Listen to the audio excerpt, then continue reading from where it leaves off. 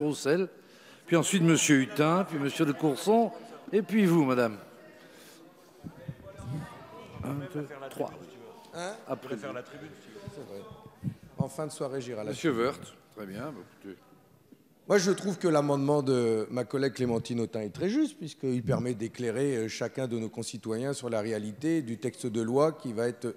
Je suis sur le sous-amendement, Monsieur le Président.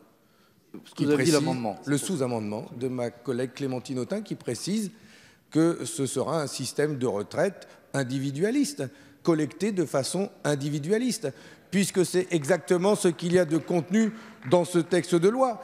On ne pourra même pas dire que ce sera encore un système par répartition, à moins qu'il s'agisse de répartir la pauvreté que vous provoquez dans notre pays. En éliminant une part des cadres qui bénéficient aujourd'hui du système de retraite par répartition, et notamment ceux qui gagnent plus de 10 000 € par mois, qui ne cotiseront plus que 2,8% de cotisation.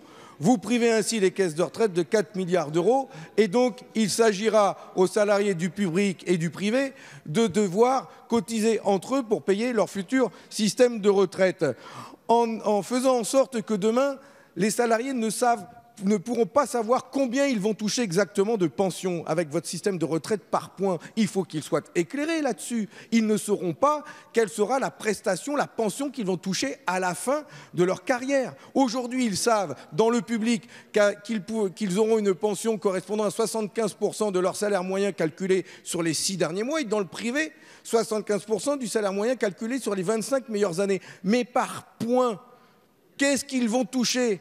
La valeur du point, on ne la connaît pas. L'évolution de la valeur du point, on ne le connaît pas. Ils savent juste que les pensions seront indexées sur l'inflation, parce que ça, vous y comptez.